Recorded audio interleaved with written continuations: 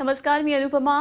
आज 1 डिसेंबर म्हणजे जागतिक एड्स दिन आणि याच निमित्तानं हा खास कार्यक्रम आज आम्ही तुमच्यासाठी घेऊन आलेलो आहोत। खरं तर एड्स म्हटलं तरी कुणाच्याही मनामध्ये एक भीती असते। कधीही बरा न होणारा आजार, एड्स होण्याची कारणं आणि समाजातली त्या व्यक्तीचं स्थान, पर्यायानं आलेलं कौटुंबिक आणि सामाजिक अस्वास्थ्य।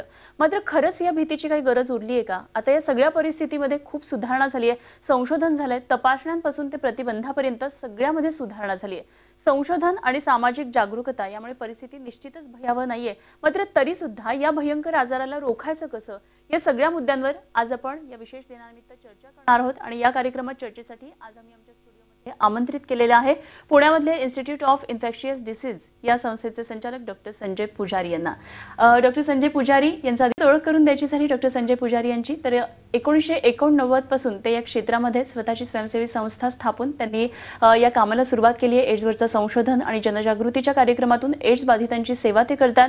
एड्स म्हणजेच अक्वायर्ड इम्युन डिफिशियन्सी सिंड्रोम हा आजार संसर्गजन्य नाहीये, मात्र तरी सुद्धा एड्सची अजूनही भीती काय, सध्या काय आधुनिक चिकित्सा आहे, औषधांमध्ये काय संशोधन झालंय, अशा अनेक मुद्द्यांवर डॉक्टर संजय पुजारी यांच्याबरोबर आपण लगेचच चर्चा करूया। सगळ्यात आधी सर मला पहिला प्रश्न आपल्याला विचारायला आवडेल की या क्षणी म्हणजे 2016 मध्ये एड्सची नेमकी भारतातली स्थिती काय आहे?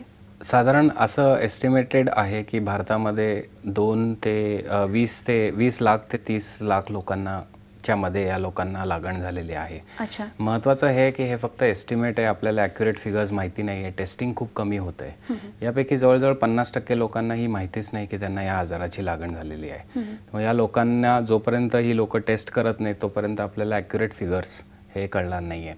पण मोस्ट इम्पॉर्टंटली मागच्या काही वर्षांमध्ये जगामध्ये किंवा भारतामध्ये पण HIV प्रमाण झपाट्याने कमी होत आहे। याचं कारण बरेच आहेत, लोक जास्त जागृत होत आहेत, लोक काळजी घेत आहेत। त्याचबरोबर HIV ट्रीटमेंटमुळे देखील HIV प्रसाराचं प्रमाण कमी होत आहे। जसं जसं ट्रीटमेंट वाढतं तसं तशी लोकांच्या शरीरामधले विषाणू कमी होतात आणि ही लोक मग ती विषाणू फर्दर ट्रान्समिट करत नाहीत। पण मागच्या 5 वर्षामध्ये जगामध्ये किंवा भारतामध्ये सुद्धा हे जे नवीन इन्फेक्शन होण्याचं प्रमाण आहे ते स्टॅटिक आहे, त्यामुळे एका त्याच्या खाली आपण जाऊ शकत नाही आहे। आणि खरं तर जागतिक आरोग्य संघटनेने काही टार्गेट्स ठेवलेले आहेत आणि या वर्षाचं घोषवाक्य जे आहे वर्ल्ड एड्स डेचं ते म्हणजे fast track to end AIDS. याचा अर्थ असा की 2030 पर्यंत आपल्याला एड्स ह्या जगातनं एलिमिनेट करायचं आहे, पब्लिक हेल्थ प्रॉब्लेम म्हणून। नवीन इन्फेक्शन्स होता कामा नयेत। यासाठी 3 महत्त्वाच्या गोष्टी आहेत। एक, 90% लोकांनी HIV ज्यांना आहे त्यांनी टेस्ट करायला पाहिजे। जे HIV ज्यांना लागण आहे या लोकांनी ट्रीटमेंट घ्यायला पाहिजे आणि 90% या लोकांनी ट्रीटमेंट घेतल्यानंतर 90% या लोकांमध्ये विषाणूंचं प्रमाण अनडिटेक्टेबल पाहिजे। हे जर आपण 2030 पर्यंत आपल्या देशामध्ये आणि जगामध्ये अचीव केलं तर 2030 पर्यंत आपण एड्सला एक पब्लिक हेल्थ प्रॉब्लेम म्हणून एलिमिनेट करू शकतो। वा, निश्चितच हे सगळे उपक्रम आहेत ते या सगळ्याला मदतशीर ठरतील असं आपण म्हणूया। पण एकंदरीतच जर आपण विचार केला तर 90च्या दशकामध्ये जशी भीती होती तशी निश्चितच आता भीती नाही आहे। जागरूकता वाढली आहे, संशोधन याच्यावर झालं आहे, औषधं नवीन नवीन येत आहेत या सगळ्या गोष्टीमध्ये। तर मला असं विचारायचं होतं की HIV ग्रस्तांचं आत्ता जे काही प्रमाण आहे तर ते का आहे बेसिकली? याचा तुम्ही म्हणालात तसं की लोकांमध्ये जागृती निर्माण झाल्यामुळे, ट्रीटमेंट आल्यामुळे HIVचं प्रमाण कमी झालं आहे। त्याचबरोबर ट्रीटमेंट आल्यामुळे लोकांमध्ये HIVच्या ट्रीटमेंटमुळे मिळणारे फायदे, त्यांना नॉर्मल लाईफस्पॅन मिळतं, ह्याच्यामुळे एड्सविषयीची एकंदरीत थोडीशी भीती कमी झालेली आहे आणि त्यामुळे कुठेतरी कॉम्प्लेसन्सी येते। म्हणजे हे कुठल्याही आजारामध्ये होऊ शकतं की ज्या वेळेला एखादा आजार बरा होतो किंवा एखादा आजार कंट्रोलमध्ये येतो, याच्याविषयी माहिती जेव्हा समाजात पोचते तेव्हा त्या आजाराविषयीची भीती ऑटोमॅटिकली कमी होते आणि ही भीती कमी झाल्यानंतर लोकांची रिस्क टेकिंग बिहेवियर वाढू शकते। पर्टिक्युलरली जे यंग पॉप्युलेशन आहे की जे सेक्शुअल इनिशिएशन करतात आणि ह्या लोकांमध्ये HIVची भीती खूप कमी झाल्यामुळे ते आता प्रिव्हेन्शनकडे एवढं लक्ष देत नाहीत। कॉन्डोम्सचा वापर ह्या लोकांमध्ये कमी होण्याची शक्यता आहे। त्यामुळे ओव्हरऑल असं दिसतंय, काही देशांमध्ये तर असं दिसलेलं आहे की पर्टिक्युलरली होमोसेक्शुअल पॉप्युलेशन जे आहे अमेरिकेत काही स्टेट्समध्ये HIVची भीती किंवा एड्सची भीती कमी झाल्यामुळे ह्या पॉप्युलेशनमध्ये HIVचं प्रमाण परत वाढतंय। त्यामुळे मला वाटतं की ही डबल एज स्वॉर्ड आहे की एका बाजूला आपण सक्सेस अचीव केले, पण ते सक्सेस मेंटेन करण्यासाठी आणि लोकांना कॉम्प्लेसंट न होता कंटिन्युअसली प्रिव्हेन्शनबद्दल सांगणं, पर्टिक्युलरली नवीन काही प्रिव्हेन्शनचे टूल्स लोकांपर्यंत पोहोचवणं हे गरजेचं आहे. हे दोन्ही कामं सायमल्टेनियसली व्हायला पाहिजे. अगदी हाच प्रश्न सर मला तुम्हाला विचारायचा आहे की आपण बघतोय की गेल्या काही वर्षांमध्ये आपल्या सोशल कंडिशन्स अगदी रॅपिडली बदलतात. इंटरनेट म्हणा किंवा सगळ्याच गोष्टींमध्ये तंत्रज्ञानामुळे बेसिकली खूप प्रगती झालेली आहे. तर अशा वेळी हे वाढू नये किंवा याच्यासाठी प्रिव्हेन्शन म्हणून आता काय काय नवीन काय नेमकं आलेलं आहे? तुम्ही म्हणालात तसं की आता it is quite easy to find a partner through internet किंवा या सगळ्या गोष्टी. आता ह्या सिच्युएशनमध्ये पर्टिक्युलरली यंग पॉप्युलेशनने किंवा कोणीही जे हाय रिस्क बिहेवियर प्रॅक्टिस करतात, ट्रेडिशनली आपण कंडोम्स वापर करा. एड्सचा प्रतिबंध म्हणजे कंडोम्सचा योग्य वापर असं आपण पूर्वी म्हणायचो. पण कंडोम्समध्ये पण फेलियर रेट्स आहेत, पण ते योग्य न वापरल्यामुळेचे फेलियर रेट्स आहेत. पण त्याच्या पुढे जाऊन आता काही वेगवेगळ्या प्रकारचे प्रिव्हेन्शन टूल्स इफेक्टिव्ह आहेत. त्याच्यामध्ये महत्त्वाचं म्हणजे HIV पॉझिटिव्ह व्यक्तींनी जर ट्रीटमेंट घेतली आणि त्यांच्या शरीरामध्ये जर या विषाणूची संख्या कमी झाली तर त्यांच्याकडनं आजार होण्याची शक्यता जवळजवळ 0% आहे. बऱ्याच स्टडीज, मोठ्या स्टडीजने असं दाखवून दिलं आहे की तुमच्या शरीरामध्ये जर विषाणूचं प्रमाण, ज्याला आम्ही व्हायरल लोड म्हणतो, ते अनडिटेक्टेबल असेल तर सेक्शुअल ट्रान्समिशनची शक्यता 0 आहे. त्यामुळे सर्वात महत्त्वाचं HIV पॉझिटिव्ह लोकांनी ट्रीटमेंट घेऊन त्यांच्या शरीरामध्ये या विषाणूची संख्या अनडिटेक्टेबल करणे, त्यासाठी टेस्टिंग करणे, लवकरात लवकर ट्रीटमेंट चालू करणे, म्हणजे ऑटोमॅटिकली ती ट्रान्समिशन पुढे कमी होते. दुसरं, ज्यांना हा आजार नाही आहे त्यांनी कंडोमचा तर वापर करायलाच पाहिजे, पण त्याच्याबरोबर HIV काही औषधं आहेत की जी ट्रीटमेंटलाही वापरली जातात, ती आज प्रिव्हेन्शनला वापरली जातात. आणि याचं उदाहरण जे आम्ही म्हणतो की प्री एक्सपोजर प्रोफिलॅक्सिस, म्हणजे तुमचं जर एखादं एक्सपोजर होत असेल, सेक्शुअल ॲक्टिव्हिटी होत असेल, हाय रिस्क बिहेवियर, तर काही गोळ्या अशा आहेत की त्या तुम्ही घेऊ शकता प्रायर टू एक्सपोजर किंवा कंटिन्युअसली, आणि त्यांनी तुम्हाला HIV होण्याची शक्यता कमी होते. तर हे जसं आपण प्रेग्नन्सी प्रिव्हेंट करण्यासाठी गर्भनिरोधक गोळ्या घेतो, तसं HIV प्रिव्हेंट करण्यासाठी आपण HIVच्या गोळ्या घेतो. पण ह्या दोनमध्ये फरक हा आहे की गर्भनिरोधक गोळ्या आपल्याला मेडिकलच्या दुकानात अक्रॉस द काउंटर मिळतात, पण HIVच्या प्रिव्हेन्शनच्या गोळ्या आपल्याला डॉक्टरच्या सल्ल्याशिवाय घेता येत नाहीत. त्यामुळे अशी जर भीती असेल किंवा असं जर प्रिव्हेन्शन टूल आपल्याला अवलंबवायचं असेल तर you should go to a doctor, discuss pre exposure prophylaxis, कारण त्याच्या आधी टेस्टिंग असते, फॉलोअप असतो, ड्रग्सचे साईड इफेक्ट्स होत आहेत का बघायला लागतं. या सगळ्या गोष्टी बघणं गरजेचं आहे. तिसरं महत्त्वाचं जे टूल आहे जे थोडंसं पॉप्युलर आपल्या देशात नाही आहे ते म्हणजे मेडिकल मेल सर्कमसिजन, म्हणजे सर्कमसिजन म्हणजे सुंता. याच्यामध्ये असं दिसून आलेलं आहे की HIV होण्याची शक्यता पुरुषांना जवळजवळ 60 ते 70% कमी होते इफ दे आर सर्कमसाइज्ड. आता काही आफ्रिकन देशांमध्ये सर्कमसिजन हा पब्लिक हेल्थ प्रोग्राम आहे. जन्मतःच त्यांचं सगळ्या मुलांचं सर्कमसिजन केलं जातं आणि त्याचा इम्पॅक्ट हा होतो. तर हे सगळे नवीन टूल्स आहेत, हे प्रत्येकाने डॉक्टरांशी चर्चा करून ठरवायला पाहिजे की त्यांना जे सुटेबल आहे. हा एक पॅकेज आहे की तुम्ही अनेक टूल्स वापरू शकता आणि हे तुम्हाला जे सोयीचं आहे ते तुम्ही अवलंबू शकता आणि HIV पासूनचा बचाव करू शकता. तर ट्रेडिशनली फक्त कॉन्डोम्स तर आहेतच, पण हे ॲडिशनल टूल्स आहेत. नक्कीच हे फायदेशीर ठरू शकतात. दुसरी एक महत्त्वाची गोष्ट चर्चेतून मला असं लक्षात आलं की तुम्ही मगाशी म्हटलात की टेस्ट इज व्हेरी इम्पॉर्टंट. तर ह्याचं महत्त्व आपण आणखी थोडंसं विशद करूया की टेस्टिंग हे किती इम्पॉर्टंट आहे. जसं मी मगाशी म्हणालो की HIV मध्ये 2 आस्पेक्ट्स आहे, एक ट्रीटमेंट आणि एक प्रिव्हेन्शन. ट्रीटमेंटमध्ये जोपर्यंत तुम्हाला हे माहिती नाही की तुम्हाला HIV आहे तोपर्यंत तुम्ही ऑब्व्हियसली ट्रीटमेंट नाही घेऊ शकत. त्यामुळे diagnosis is the first point की ज्याच्यानंतर तुम्हाला ट्रीटमेंट केअरमध्ये येणं आणि मग फर्दर त्याचे फायदे होऊ शकतात. आता मग कोणी HIVची टेस्ट करायला पाहिजे, तर माझ्या दृष्टीने सगळ्यांनी करायला पाहिजे. अगदी सामान्य माणसांनी सुद्धा एकदा तरी HIVची टेस्ट करायला पाहिजे. Particularly young population, particularly young adult population, दो एल्डरली पॉप्युलेशनमध्ये पण आम्ही अनेक्डोटली रिपोर्ट्स बघतो, पण मेजॉरिटी लोकांनी कमीत कमी एकदा तरी HIVची टेस्ट करायला पाहिजे. ही टेस्टिंग सरकारी दवाखान्यात इंटिग्रेटेड काउन्सिलिंग टेस्टिंग सेंटर्समध्ये मोफत मिळतात. त्याचबरोबर बाहेर प्रायव्हेट लॅब्समध्ये सुद्धा फार स्वस्त अशा याच्या रेट्स आहेत. एकदा टेस्ट झाल्यानंतर जर तुम्ही निगेटिव्ह असाल तर तुम्हाला आजार होऊ नये यासाठी काय प्रतिबंधात्मक उपाय अवलंबता येतील जे आपण मगाशी बोललो ते तुम्ही डिस्कस करू शकता. त्यामुळे तुम्ही बघू शकता की HIV टेस्टिंग ही एंट्री पॉईंट आहे ट्रीटमेंटसाठी आणि प्रिव्हेन्शनसाठी पण. जोपर्यंत तुम्हाला तुमचं HIV स्टेटस माहिती नाही तोपर्यंत तुम्ही आयदर ट्रीटमेंट किंवा प्रिव्हेन्शनचे आर्म्समधनं तुम्ही प्रोग्रेस होऊ शकत नाही.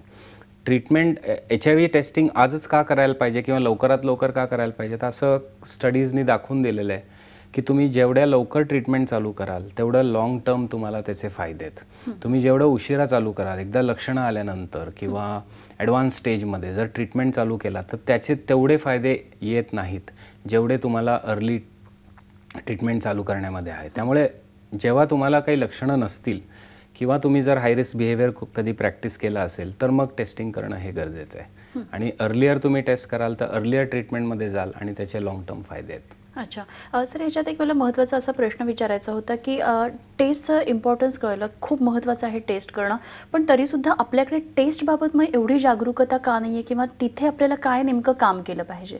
माझ्या दृष्टीने अनेक कारणं असू शकतात, पण ॲक्सेस टू टेस्टिंग म्हणजे लोकांना हे माहितीच नाही की टेस्टिंगचे फायदे काय आहेत. त्याचबरोबर लोकांना हे माहिती नाही की टेस्ट करायची असेल तर मी कुठं जावं, आणि टेस्टिंगच्या आधी काउन्सिलिंग, त्याची अवेलेबिलिटी. म्हणजे टेस्ट करणं म्हणजे HIVची टेस्ट ही कुठल्याही इतर टेस्टसारखी तशी नाही, पण लोकांनी आधी काउन्सिलिंगमधनं जायला पाहिजे, लोकांनी आधी टेस्टविषयी बोलायला पाहिजे, त्याचे इम्प्लिकेशन समजून घ्यायला पाहिजेत आणि मग टेस्टिंग करायला पाहिजे.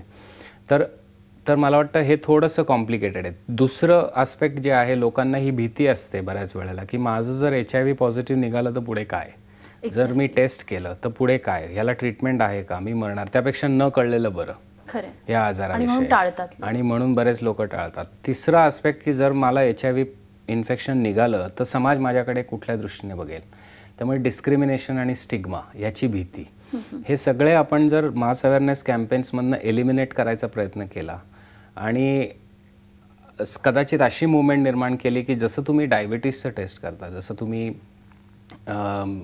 इतर कोलेस्ट्रॉलची टेस्ट करता, तशी कमीत कमी एकदा तरी HIVची टेस्ट करणं हे गरजेचं आहे. इतकं खरं तर या टेस्टचं महत्त्व आहे. निश्चितच जागरूकता करूनच जागृती करूनच सगळ्या गोष्टी होतील. आपण यावर आणखी चर्चा करणार आहोत, मात्र इथे वेळ झाली एका छोट्याशा ब्रेकची. कुठेही जाऊ नका, पाहत रहा झी24 तास. एकदा सगळ्यांचं स्वागत आणि पुन्हा एकदा आपण चर्चेकडे जाऊया. डॉक्टर आपल्याबरोबर आहेत, पुन्हा एकदा आपण चर्चा करूया. सर, मगाशी आपण टेस्ट किती महत्त्वाच्या आहेत ते बोललो, HIV एड्स या संदर्भातल्या, तर एकंदरीतच औषधांमध्ये कितपत संशोधन झालंय? गेल्या अनेक वर्षांपासून HIV विरुद्ध जी ट्रीटमेंट आहे, ज्याला आम्ही अँटीरेट्रोव्हायरल ट्रीटमेंट असं म्हणतो, ही भारतात देखील उपलब्ध आहे. जवळजवळ 10 वर्ष पब्लिक सेक्टरमध्ये म्हणजे गव्हर्नमेंटमधनं हे औषधं मोफत दिली जातात. आज या औषधांचं इफेक्ट इतका आहे की एखाद्या व्यक्तीने जर ही औषधं घेतली आणि ती व्यवस्थित घेतली आणि ती जर सक्सेसफुल ठरली तर त्या व्यक्तीचं आयुर्मान हे नॉर्मल व्यक्ती एवढं आहे, आणि या व्यक्तीचं जे मृत्यू आहे तो या आजाराने होत नाही. तो युजली जशी ही लोक लॉंग टर्म औषधं घेतात तसे त्यांचे वय वाढतात आणि मग वयामुळे होणारे जे आजार आहेत तर हा पूर्ण एपिडेमिक आता बदलत चालला आहे. आमच्या प्रॅक्टिसमध्ये आम्हाला आठवतं आहे की अनेक वर्षांपूर्वी आम्ही संधिसाधू आजार म्हणजे TB किंवा ह्या आजारामध्ये होणारे जे काही आजार इतर इन्फेक्शन्स आहेत ते ट्रीट करायचो, पण आत्ता आम्ही बऱ्यापैकी या लोकांमध्ये डायबिटीस आणि ब्लड प्रेशर आणि बोनचे आजार आणि किडनीचे आजार हे थोड्या प्रमाणात जे येतात ते ट्रीट करतो. त्यामुळे डेफिनेटली हा ट्रीटमेंटचा महत्त्वाचा इफेक्ट आहे की ज्यांनी HIV पॉझिटिव्ह व्यक्तीही आयुष्यभर नॉर्मल राहू शकतात. दुसरं महत्त्वाचा भाग हे मात्र आहे की या औषधांचे थोडेसे साईड इफेक्ट्स आहेत जे आपल्याला मॉनिटर करायला लागतात, त्यामुळे डॉक्टरांचं योग्य फॉलोअप घेणं गरजेचं आहे. त्याचबरोबर ही औषधं रोज घ्यायला पाहिजेत, त्यामुळे बऱ्याच वेळेला लोकांना कंटाळा येतो की रोज ही औषधं घ्यायची आहेत. खरं तर फक्त एकच गोळी असते जी दिवसाला एकदा घ्यायची असते, पण आता त्याच्यामध्ये संशोधन झालेले आहेत. काही पाश्चात्य देशांमध्ये HIVची ट्रीटमेंट्स अशा स्वरूपात येत आहेत जे संशोधनात आहेत की जे फक्त महिन्यातनं एकदा किंवा 3 महिन्यातनं एकदा इंजेक्शन या स्वरूपात घेतली जातात. त्यामुळे रोजच्या गोळ्यांची घ्यायची जी कटकट काही लोकांना वाटू शकते ती संपू शकते. त्यामुळे हे फारच पॉझिटिव्ह संशोधन आहे. काही वर्षांनंतर आपल्याला ही औषधं आपल्याकडे देखील उपलब्ध होण्याची शक्यता आहे. मग वॅक्सिनेशन मध्ये म्हणजे आपण आता जे सांगितलं तेच वॅक्सिनेशन अंतर्गत येतं? नाही, हे हे जे काय मी बोललो ते हे सगळं ट्रीटमेंट आहे. ट्रीटमेंटसाठी. अच्छा. वॅक्सिन जे आहे ते प्रतिबंधात्मक असतं, म्हणजे Right. एखाद्याने लस घेतली की त्याला तो आजार होत होणार नाही. अनफॉर्च्युनेटली HIV मध्ये वॅक्सिन जे रिसर्च आहे ते बऱ्यापैकी फेलियर त्या रिसर्चनी पाहिलेलं आहे.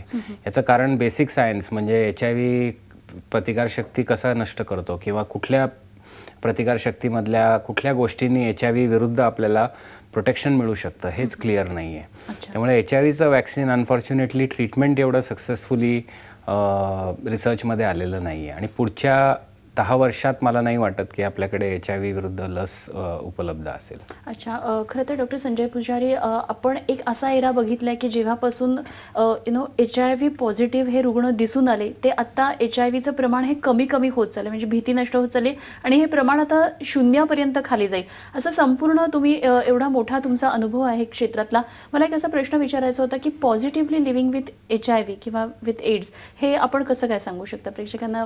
काय नेमकी आपल्यासमोर काय येतं? मला वाटतं की याच्यासाठी मी तुम्हाला एक UK मधल्या एका डॉक्टरने एका एडिटोरियलमध्ये लिहिलं होतं की आज जर मला सांगितलं तू एखादा आजार निवड, मग तो HIV आहे, डायबिटीस आहे, ब्लड प्रेशर आहे, तर मी HIV निवडीन. त्यामुळे तुम्ही हा विचार करू शकता की HIV इन्फेक्शन झाल्यानंतर आज इतकं नॉर्मल आयुष्य तुम्हाला मिळू शकतं ट्रीटमेंटनी आणि त्याच्यामध्ये होणाऱ्या संशोधनातनं तुम्ही तुमचं पुढचं लाईफ प्लॅन करू शकता, तुम्ही प्रेग्नन्सी करू शकता, तुम्ही मुलं जन्माला घालू शकता. त्यामुळे प्रॅक्टिकली तुम्हाला नॉर्मल आयुष्य मिळतं आहे. नॉर्मल आयुष्य क्वांटिटीनीच मिळत नाही आहे तर क्वालिटी पण मिळते चांगली. तुम्ही काम करू शकता, तुम्ही खेळ खेळू शकता, तुम्ही स्पोर्ट्स करू शकता. त्यामुळे असं काही वेगळं राहिलेलं नाही आहे. उदाहरणार्थ तुम्हाला जर डायबिटीस झाला तर तुमचा डायबिटीस शुगर कंट्रोल झाल्यावरही तुम्हाला डोळ्याचे आजार किंवा इतर एंड ऑर्गन आजार होऊ शकतात. तसं HIV मध्ये सध्या नाही आहे. त्यामुळे तुम्ही बघू शकता की HIV हा आजार कुठल्याही क्रॉनिक इलनेसपेक्षा तसा तर बरा आजार आहे की जर झालं तरी त्याला आज आपल्याकडे औषधं आहेत आणि तो आपण आयुष्यभर कंट्रोलमध्ये ठेवू शकतो. त्यामुळे over the period of me जवळजवळ 25 वर्ष या क्षेत्रात काम करतोय आणि ह्यासाठी फक्त पेशंटनीच लिव्हिंग पॉझिटिव्हली असं झालेलं नाही आहे मी बघतोय, तर समाजामध्ये पण खूप मोठा फरक आलेला आहे. पर्टिक्युलरली अवेअरनेस लोकांमध्ये आलेले आहे. लोक जनजागृती या माध्यमातून जे काय माहिती मिळाली लोक काळजी घेत आहेत. त्याचबरोबर सर्वात महत्त्वाचं जे मला वाटतं की समाजामध्ये ह्या लोकांकडे बघण्याचा दृष्टिकोन किंवा त्यांना बहिष्कृत करण्याचं प्रमाण हे खूप कमी झालेलं आहे. मी जेव्हा काम करायचो त्यावेळेला सुरुवातीला खूप केसेस पाहायचो की लोकांना खूप त्रास व्हायचा, पण आता मला हे दिसत नाही. फॅमिली सपोर्ट या लोकांना जो पूर्वी मला बघायला मिळाला नाही एवढं, ते आज मी खूप कॉमनली बघतो. नवरा बायकोला सपोर्ट करतो, बायको नवऱ्याला, बाकीच्या फॅमिलीची लोक सपोर्ट करतात. त्यामुळे पेशंटला पॉझिटिव्ह लिव्हिंगमध्ये पेशंटनी घ्यायची तर काळजी आहेच, औषधं घेणं आहेच, पण सोसायटीनी पण तो रिस्पॉन्स चांगला दिलेला आहे. ओव्हर द लास्ट 25 इयर्स मी बघतो की society has evolved to help this patient. Stigma कमी झाला आहे, डिस्क्रिमिनेशन कमी झालं. खरं, आणि म्हणूनच मला वाटतं ह्या वर्षीचं जे वाक्य आहे की fast track to end AIDS हे निश्चितच पूर्ण होईल किंवा तिथपर्यंत आपण पोहोचू असं म्हणायला हरकत नाही. आपण इथे एक छोटासा ब्रेक घेऊया, कुठे जाऊ नका, पाहत रहा झी24 तास. जागतिक एड्स दिनानिमित्त या विशेष कार्यक्रमामध्ये पुन्हा एकदा आपल्या सगळ्यांचं स्वागत. आणि आज एड्स दिन आहे, जागतिक एड्स दिन आहे आणि या विषयावर मार्गदर्शन करण्यासाठी नेमकी सध्याची स्थिती काय आहे या विषयावर चर्चा करण्यासाठी सध्या डॉक्टर संजय पुजारी आपल्याबरोबर आहेत. आपण पुन्हा एकदा चर्चेकडे वळतोय. मगाशी सर आपण ट्रीटमेंटविषयी बोललो, टेस्टविषयी बोललो. मला एक महत्त्वाचा प्रश्न असा विचारायचा होता की गर्भारपणात आईकडून मुलाला HIV जाऊ शकतो, प्रसारित होऊ शकतो आणि त्यानंतर त्या बाळाला एड्स होऊ शकतो. तर ह्या बाबतीत आपण काय सांगाल, ह्याच्यावर कसा प्रकाश टाकाल? तर नॉर्मली आईकडनं बाळाला होण्याचा आजार जो आहे तो 30% आहे आणि त्याच्यामध्ये मेजॉरिटी हे जे ट्रान्समिशन होतं डिलिव्हरीच्या वेळेला होतं आणि सबसिक्वेंटली ब्रेस्ट फिडिंगमधनं, स्तनपानातनं देखील होऊ शकतो. पण आता एखादी आई जर ट्रीटमेंटवर असेल आणि तिच्या शरीरामध्ये व्हायरसचं लेवल अनडिटेक्टेबल असेल तर तिच्याकडनं बाळाला होण्याचं ट्रान्समिशन हे प्रॅक्टिकली 0 आहे. त्यामुळे आज आमच्याकडे बरेच असे कपल्स येतात की जे HIV पॉझिटिव्ह असतात आणि प्रेग्नन्सी प्लॅन करतात. यासाठी आम्ही त्यांना ट्रीटमेंट चालू करतो, त्यांच्या शरीरामध्ये विषाणूंची संख्या अनडिटेक्टेबल करतो आणि मग आईकडनं बाळाला जो आजार होण्याची शक्यता असते ती 99% कमी होते. तीच आई जर ट्रीटमेंटवर असेल आणि तिचं व्हायरल लोड अनडिटेक्टेबल असेल तर तिच्याकडनं बाळाला स्तनपानातनं होणारा देखील जो आजार आहे त्याचं प्रमाण आहे ती पण कमी होतं. तर यासाठी तुम्ही बघत असाल तर पहिलं महत्त्वाचं काय आहे की आपल्याला आपला स्टेटस माहिती असणं. त्यामुळे प्रत्येक गरोदर बाईने आपली HIV ची टेस्ट करून घेतल्याशिवाय आपल्याला हे इंटरव्हेन्शन त्यांना देता येणार नाही आहे, त्यांच्या बाळाला आजार होऊ नये यासाठी. आणि म्हणून तुम्ही बघता की गव्हर्नमेंटचे पण कॅम्पेन्स चालतात, ॲड्स चालतात की ज्याच्यामध्ये ते प्रमोट करतात की HIV टेस्ट प्रेग्नन्सीमध्ये करणं गरजेचं आहे. अगदी. आणखी एक दुसरी महत्त्वाची गोष्ट, अशा जेव्हा ट्रीटमेंट होतात तेव्हा एकंदरीतच लाईफस्पॅन कसा असतो? HIVची ट्रीटमेंट घेतल्यानंतर त्या माणसाचं आयुष्यामध्ये कितपत बदल होतो? आता नॉर्मली आपण म्हणतो की हे ट्रीटमेंट लाईफलॉंग आहे आणि आता एड्सची ही ट्रीटमेंट जगामध्येच येऊन साधारण 2 दशकं झालेली आहेत. त्यामुळे आपल्याला ऑब्झर्वेशन पिरियडमध्ये एवढं दिसतंय की नक्की 2 दशकं तर ही लोक चांगली आहेत. पण मग पुढे काय होणार याच्यासाठी काही मॉडेलिंग स्टडीज केले जातात आणि या मॉडेलिंग स्टडीमधनं असं दिसून आलं आहे की जर तुमचं वय 20 असेल आज आणि जर तुम्हाला याची लागण झालेली दिसली आणि तुम्ही आज जर ट्रीटमेंट चालू केले तर तुम्हाला अजून 45 वर्ष हे आयुष्य मिळू शकतं. म्हणजे साधारण वयाच्या 65व्या वर्षापर्यंत काहीही प्रॉब्लेम येऊ नये या गोळ्यांमुळे. जर तुमचं वय आज समजा 30 असेल आणि जर तुम्ही ट्रीटमेंट चालू केली आज तर तुम्हाला मॉडेलिंग स्टडीजप्रमाणे अजून 35 वर्ष आयुष्य मिळू शकतं. त्यामुळे साधारण आपण बघू शकतो की नॉर्मल लाईफस्पॅन 65 ते 70 साधारण वर्ष टोटल लाईफस्पॅन एखाद्या HIV इन्फेक्टेड इंडिव्हिज्युअलला मिळू शकते. अच्छा. दुसरी एक महत्त्वाची गोष्ट अशी असते की TB आणि HIV एकमेकांच्या हातात हात घालून चालणारे हे आजार आहेत असं म्हटलं जातं. थोडंसं या विषयावर आम्हाला सांगा. अत्यंत महत्त्वाचा प्रश्न आहे, कारण बऱ्याच वेळेला आपण बघतो की HIV पॉझिटिव्ह पेशंट्सना TB झालेला असतो. याचं कारण हे की HIVमध्ये रोगप्रतिकारशक्ती कमी झाल्यामुळे TB ही इझिली होऊ शकते त्या व्यक्तीला. त्यामुळे हे दोन्ही एपिडेमिक असे पॅरलल एपिडेमिक्स आहेत. त्याच्यासाठी परत महत्त्वाचं हे आहे की जर तुम्ही HIVची ट्रीटमेंट केली आणि तुमची प्रतिकारशक्ती तुम्ही वाढवली तर तुम्हाला TB होण्याची शक्यता कमी होते. अच्छा. त्यामुळे HIVची ट्रीटमेंट घेतल्याने तुम्ही बघू शकता की कसं TBचं प्रमाण कमी होऊ शकतं तुमच्यामध्ये. फक्त काही गोष्टी असतात की ज्या तुमच्या डॉक्टरांनी काळजी घ्यायला पाहिजे की सगळीच HIVची औषधं TBच्या औषधांबरोबर देता येत नाही, त्यांचे साईड इफेक्ट्स वगैरे बघायला लागतात. पण ओव्हरऑल आम्ही आज मगाशी मी म्हणल्याप्रमाणे की TBचं पण प्रमाण खूप कमी बघतोय आमच्या पेशंट्समध्ये आणि हे थँक्स टू अँटीरेट्रोव्हायरल ट्रीटमेंट की ज्यांनी रोगप्रतिकारशक्ती वाढून TB फार कमी प्रमाणात दिसतो. अगदी. खरं तर खूप छान सगळं हे मार्गदर्शन आज आपण केलं या विशेष कार्यक्रमामध्ये येऊन. त्यामुळे आपले धन्यवाद. आज आपण इथे आलात त्याबद्दल खूप खूप धन्यवाद. आणि यानंतर या कार्यक्रमामध्ये आपण इथेच थांबतोय. पाहत रहा झी 24 तास आणि रहा एक पाऊल पुढे.